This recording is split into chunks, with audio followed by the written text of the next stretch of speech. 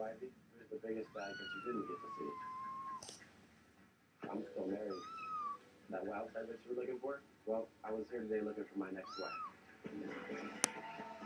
Welcome to the hot seat. It is time to hear what the guys have to say now. Ben slept with over 25 cougars. John, what are your thoughts about that? Well, I think Ivy's a little too young for him. What about that? You know, I like finer things, some experience things. I can teach a little lesson or two. But 25? I mean, why that many? You didn't learn the first time? So you gotta keep trying until you get it right. John thinks religions are a sham. What do you think about that? I respect religions and beliefs, but I believe that this guy is a sham.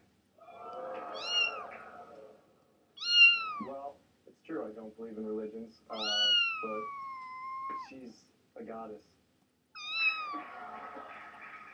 I'm definitely spiritual, and I would love to experience life with you. All right, guys, it's time for Ivy to get to know you a little bit better. Let's start with Ben. Ben, if you'll please take a place in the hot seat. All right, the first answer that comes to mind, okay? Which romantic comedy best describes your relationship history? The Wedding Planner, Little Black Book, or No Strings Attached?